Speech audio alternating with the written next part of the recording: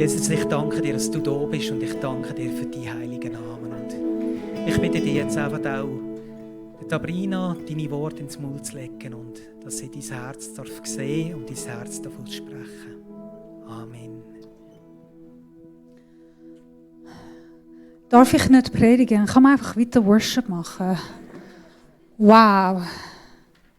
Ist es nur mir so gegangen oder habt ihr auch gespürt, Gottes Geist ist so gegenwärtig während Worship. Was für ein Privileg, so ein geniales Lobpreisteam haben. Kann man einen Applaus geben? Und was für ein Privileg, dass wir als Gemeinde zusammensammeln. Wow, unseren Gott so loben. Ich freue mich auf, es kommt mehr, gell? Yes. Also, ich habe eine Frage an euch. Wer tut gerne reisen? Mit Hand könnt ihr zeigen. Alle, die keine Hände aufheben, bleiben die gerne daheim. Also, wenn ich sage reisen, gehen wandern in der Schweiz, ist auch reisen, gell? Also, für uns heutigen Tag, Reisen ist ziemlich einfach. Wir müssen einfach unseren Koffer mal packen, Einline-Checking machen, gehen wir zum Flughafen, steigen wir in den Flug, dann jammern wir, meckern wir über, wie klein die Sitzplätze in den Flugzeug werden immer und einfach schlechte Qualität. Aber außer das ist easy. Wenn du die gleichen Fragen in der Zeit von Jesus gestellt hättest und gefragt hättest, wer tut gerne reisen? Ich glaube, die meisten Leute würden sagen, nein. Vor allem, wenn der Weg lang ist, kompliziert ist, mit all die Räuber und Wüsten, ich weiss nicht, was alles gegeben hat. Die Reise war nicht so beliebt damals. Und heute, ihr habt schon fast die Hälfte von euch hat gesagt, nein, wir tun nicht gerne reisen. Ja, das glaube ich. Also für gewisse von uns, von Wettigen bis Zürich fahren, mit Sitzwärme und Google Map, voll easy. Und doch, das stresst uns. Stell dir vor, wir haben 3 Weisen, oder mindestens 3, wir wissen nicht genau, wie viele die sind, wo sie einen langen Weg von Persien nach Jerusalem gereist, ohne Google Map, ohne eine Karte, auf einem Kamel, in der Wüste, durch politische Unsicherheiten. Und über die 3 würden wir gerne heute hören. Ihre Reise, ihr Ziel, ihr Herz. Wieso?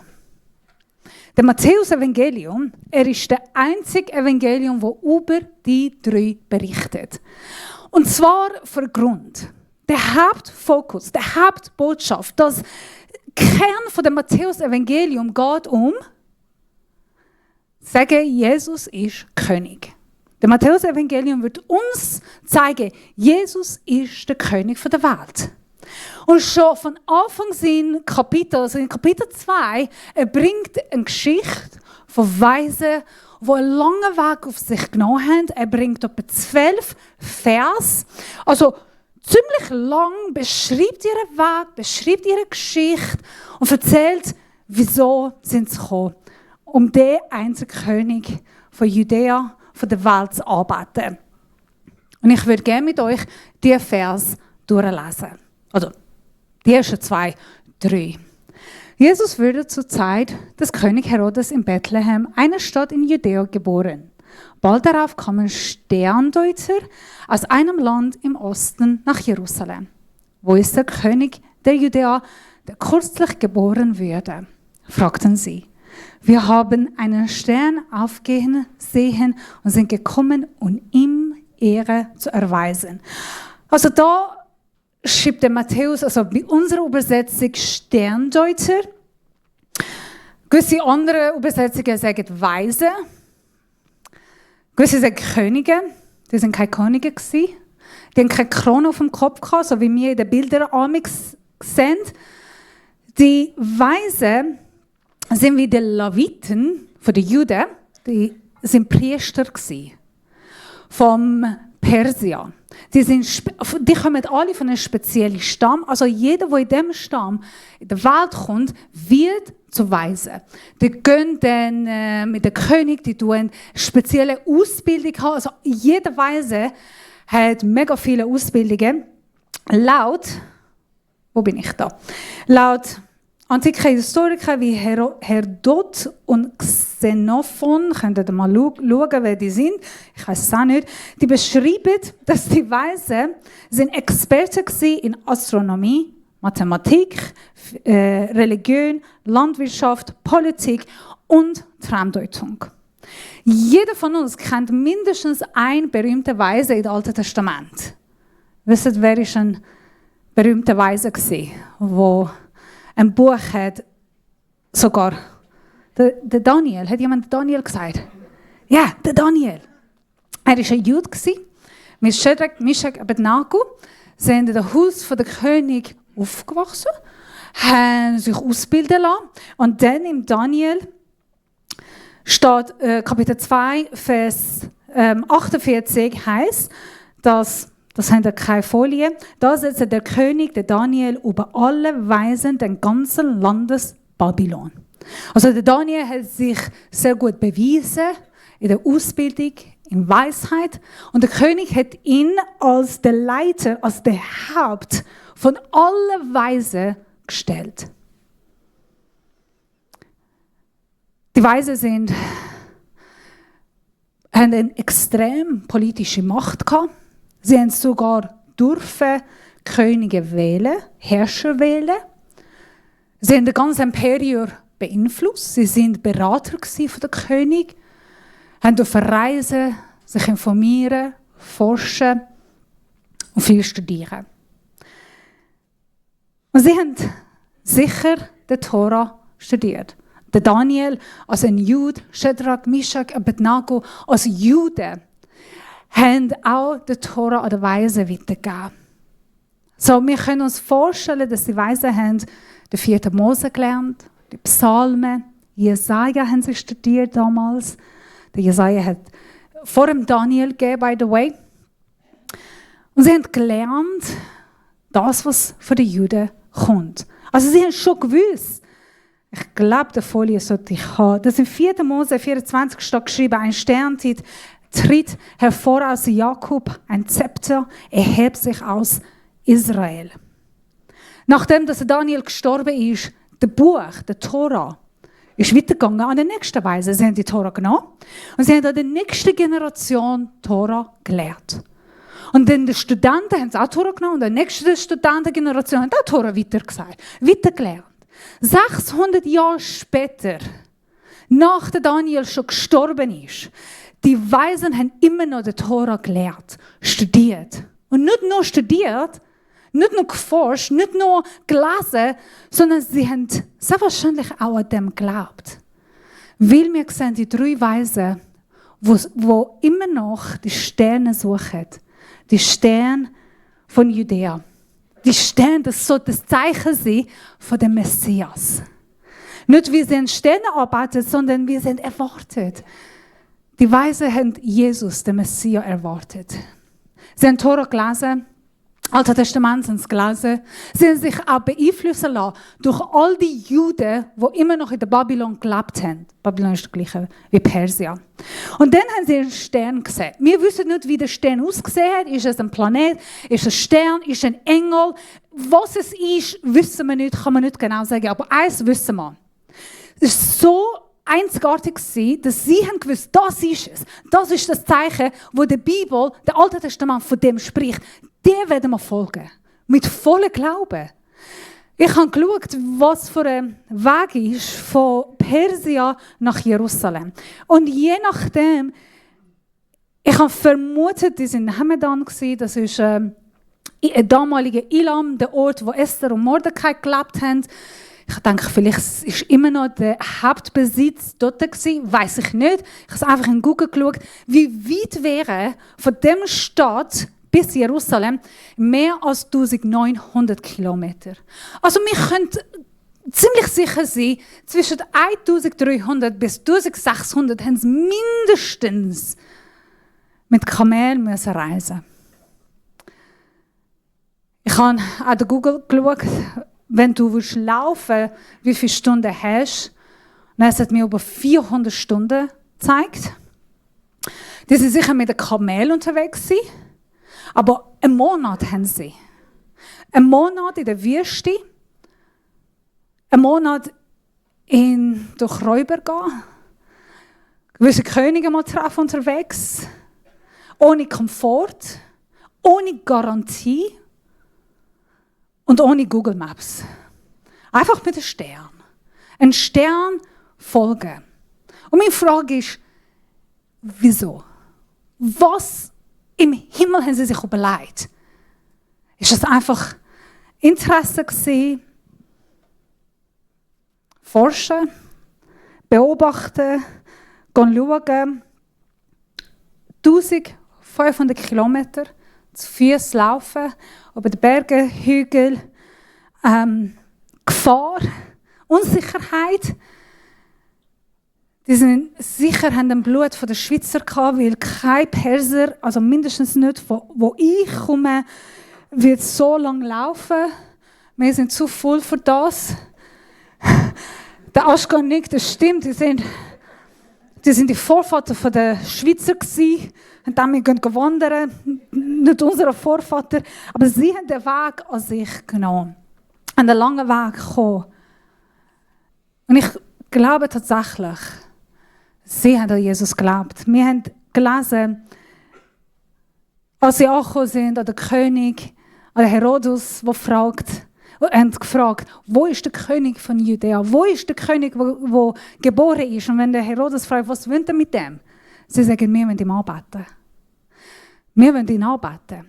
Also sie haben einen Hunger nach Wahrheit. Sie haben eine Sehnsucht gehabt, dem Messiah, von dem sie haben gelesen, die Verheißungen, die sie immer gehört haben, das, was sie recherchiert haben, gelesen haben, studiert haben, das gesehen.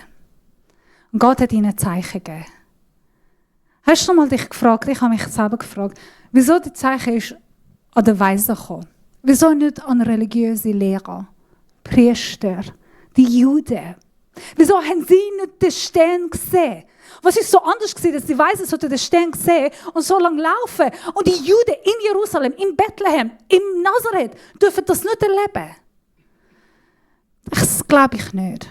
Ich glaube, jeder hat die Sterne gesehen. Ich glaube, Gott tut nicht verstecken von Menschen. Ich glaube, Gott tut nicht nur sagen, nur ihr dürft sehen. Ich glaube tatsächlich, Gott hat alle offenbart. Weil sein Sohn ist auf die Welt gekommen. Sein Herz ist, dass alle dürfen erkennen, Messiah, der König, ist geboren. Und doch haben wenig erwartet. Und doch hat wenig Menschen gegeben, die wirklich geglaubt haben, die gesucht haben. Und ich bin überzeugt, wenn man Hunger hat, wenn man sucht, Gott ist treu und er zeigt sich. Wir haben die Geschichte von Simeon und Hannah.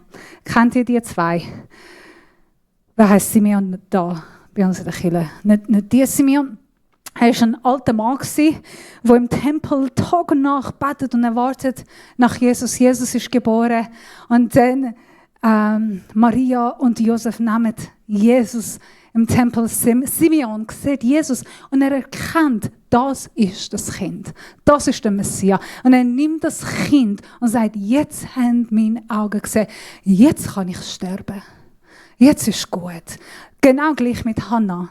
Sie schaut das Baby an und sie sagt, das ist mein Retter. Er ist mein König. Wow. Was für eine Offenbarung. Sie haben eine Sehnsucht gehabt, sie haben einen Hunger gehabt und der Heilige Geist hat gewirkt. Und der Heilige Geist hat ihn offenbart. Und der Heilige Geist, weil ausser der Heilige Geist kannst du nicht sagen, das ist der König, das ist der Retter. Erstens, die Bibel sagt, Jesus hat selber gesagt, der sucht, der wird finden. Der knopft, wird für ihn geöffnet. Der fragt, wird eine Antwort haben. Das ist die Verheißung von Jesus. Wenn du suchst, wenn du fragst, wenn du knopfst, dann sage ich das richtig. Klopf. Ich habe den Vers geschrieben. Also, der Vers sagt, Bittet und Gott wird euch geben. Sucht und ihr werdet finden. Klopft, das stimmt, ist klopfen gewesen. Klopft an und die Türe wird euch geöffnet. Das ist eine Verheißung. Und Gott ist so treu. Er ist nicht gitzig. Er ist nicht der, der sagt, ich will das verstecken. Ich will die Wahrheit euch nicht geben. Im Gegenteil. Gott ist so grosszügig und er sucht mit seinem ganzen Herz Beziehung und Nähe zu dir. Und er will sich offenbaren. Und er sagt, die suchen mit Hunger im Herz, die werde ich offenbaren. Ich bin treu. Ich will das. Und er schenkt den Heiligen Geist. Durch den Heiligen Geist kommt Offenbarung. Und der 1. Korinther sagt, niemand kann sagen, Jesus ist der Herr, es sei denn durch den Heiligen Geist. Wir können nicht sagen, Jesus ist mein Retter, wenn der Heilige Geist uns das nicht offenbart. Wer von euch hat mal irgendwann im Leben gesagt, ich öffne mein Herz und ich sage, Jesus ist mein Herr. Habt ihr das mal gemacht? Das bist du nicht gewesen, das war der Heilige Geist, der dein Herz aufgetan hat. Du hast ein offenes Herz gehabt, du hast Sehnsucht gehabt, das glaube ich fest. Und der Heilige Geist ist gekommen und er hat dir das offenbart. Und ich möchte jetzt etwas Spezielles machen. Wenn du da bist und du sagst, oh, ich habe ein offenes Herz, ich suche Jesus. Ich würde ihn gerne kennenlernen, aber ich habe es noch nicht gesagt, er ist mein Herr. Er ist mein Gott. Du bist immer noch am Suchen. Dann möchte ich jetzt gerade für dich beten. Weil ich bin überzeugt, wenn Hunger da ist, wenn das offene Herz da ist, wir haben einen guten Gott, der sich offenbart. Wir können alle Augen zumachen. Und ich will das Gebet über dein Leben aussprechen.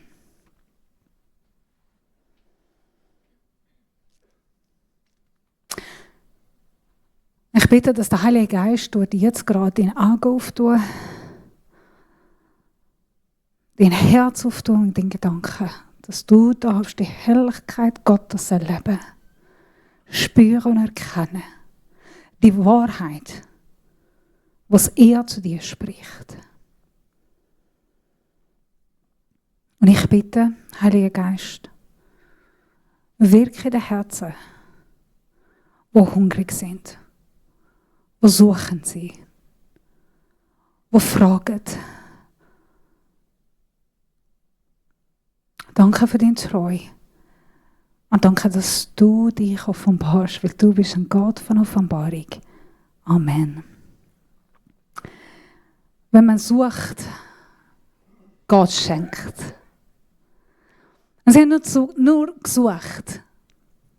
Sie sind angekommen. Und dann haben sie gesagt, wir möchten den König anbeten. Ist das nicht komisch? Die sind keine Juden, die sind Heiden, die sind Ausländer. Die kennen den König vom Juden. Es hat nichts mit ihnen zu tun. Mindestens im Alten Testament. Oder so wie wir würden das wahrnehmen. Aber sie haben das Alte Testament gelesen und haben etwas verstanden. Der Jesus ist nicht nur der König vom Juden, er ist auch unser König. Spannend ist das. Der Weise Hannah, Simeon, haben das Baby gesehen. Wir lesen in Matthäus weiter, Kapitel 2, Vers 11. Sie kommen, sie finden den Jesus, sie kommen im Staat. Und erstens, ich stelle mir vor, sie haben 1500 Kilometer gelaufen oder auf Kamel gekommen.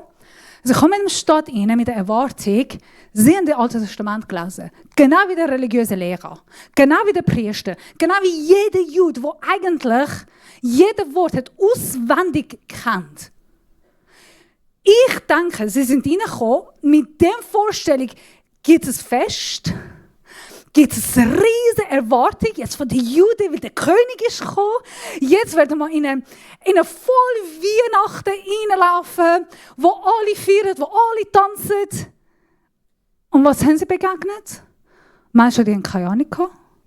Menschen, die haben überhaupt nicht gewartet. Ein König, der voll paranoid ist und will alle Babys dann umbringen. Priester, religiöse Lehrer, Pharisäer, die wissen, Jesus wird in Bethlehem geboren, aber 10 Kilometer laufen nicht, um ihn anschauen. Und ich weiss, sie haben sich sicher gefragt, was ist mit euch los?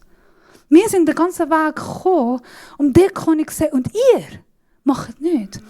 Und dann geht weiter. Die König sehen das Baby, beraten vom Könige. Hochgebildet, respektiert Männer. Seid, sie fliehen nieder und bettet ihn an. Ein Baby, ein Kind, das nicht einmal ein Wunder gemacht hat. Hat noch nicht Essen vermehrt. Ist noch nicht auf Wasser gelaufen. Hat nicht die erste Bergpredigt gehalten. Hat nicht Menschen geheilt. Hat nichts gemacht. Ich meine, er kann noch nicht reden. Er hat sich noch nicht bewiesen. Und die beten das Baby an. Sie kommen nicht um recherchieren, um ein Report zu schreiben. Sie sind nicht Touristen gewesen. Oder sie haben nicht müssen eine Pflicht abchecken. Wir haben es erledigt. Wir haben es gesehen. Sie haben nicht einen Beweis haben. Sie sind nicht schauen, ob das Theorie gestimmt hat oder nicht. Sie sind gekommen, um den König anzubeten. Ein König, der noch ein Baby ist. Ein Kind, das sich noch nicht bewiesen hat. Ihre Anbetung ist nicht basiert auf eine Belohnung für das, was Jesus macht. Auf eine Antwort für das, was Jesus tut. Auf das, was sie sehen oder erleben. Ihre Anbetung ist basiert auf eine Offenbarung. Auf einen Glauben. Er ist König. Sie haben nicht erlebt von ihm. Noch nicht. Der Simeon, Hannah, sie haben das nicht erlebt. Ich meine, vielleicht, wir wissen, in den nächsten 30 Jahren, bevor Jesus hat sein erstes Wunder da, der Simeon und Hannah sind lang gestorben. Die haben immer noch die Wunder von dem König nicht erlebt. Und doch haben sie ihn angebetet. Was für eine starke Botschaft. Was für ein Glaube. Heiden, Ausländer, nicht Juden, die 1000 von Kilometern laufen, um ein Kind anzubeten, weil sie das Alte Testament studiert. Sie haben Hunger gehabt. Sie haben gesucht. Und der Heilige Geist hat ihnen offenbart, er ist der König. Und nicht nur von Juden, sondern er ist auch unser König. Unsere Anbetung darf nicht basiert sein auf das, was Jesus macht, sondern das, was Jesus ist. Er ist König, er ist der Retter, er ist der Herr. Alle Herrschaften in der Welt, er regiert und er allein. Egal, ob er heilt oder nicht, ob er predigt oder nicht, ob er Essen vermehrt oder versorgt oder nicht, er bleibt und ist immer anbetungswürdig. Und sie haben nicht nur arbeitet, sondern sie haben proklamiert, etwas sehr Schönes. Ich würde euch gerne beweisen, dass sie wirklich, die Männer sind weise gewesen. Es ist fair, dass wir sagen, sie sind weise, weil wir lesen nicht, dass sie Frauen mit sich genommen auf den Weg. Wir lesen auch nicht, dass sie Frauen hatten, die sie geholfen haben beim Einpacken. Ich glaube, sie haben selber sich Gedanken gemacht.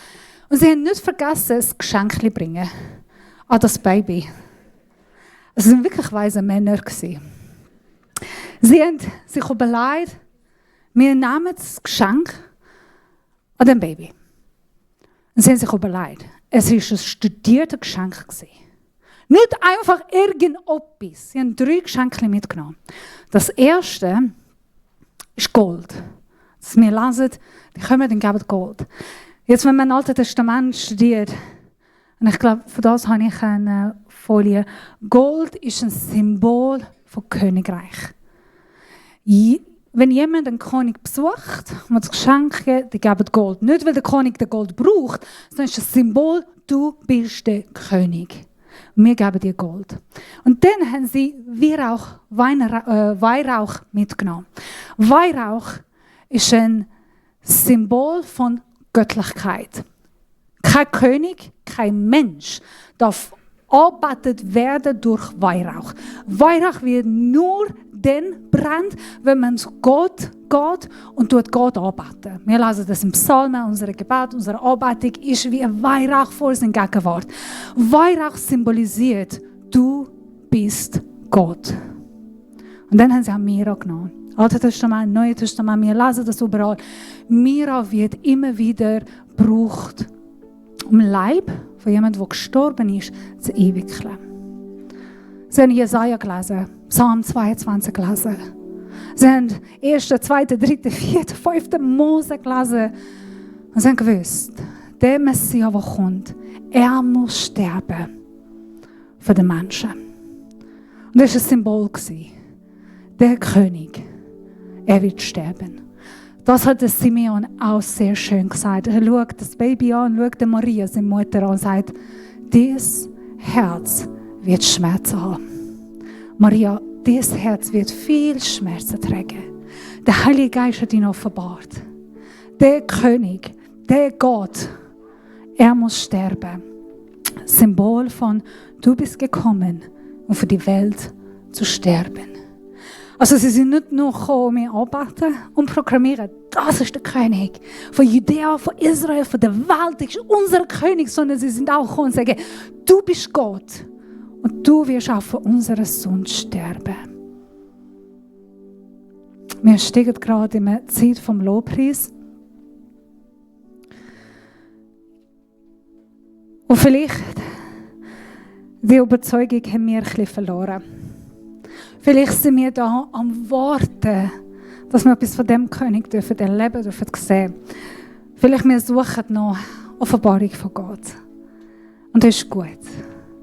Wenn wir ein hungriges Herz haben, ein suchendes Herz, oh, wie grosszügig ist unser Vater im Himmel. Und wie gern tut der Himmel auftun und dir so Offenbarung schenken.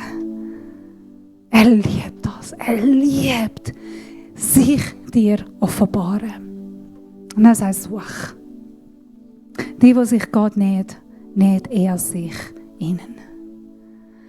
Und das wird mein Gebet sein für dich heute, wenn du ein hungriges Herz hast, dass du Gott erleben willst. Durch Träume, durch Visionen, durch Menschen, durch Natur.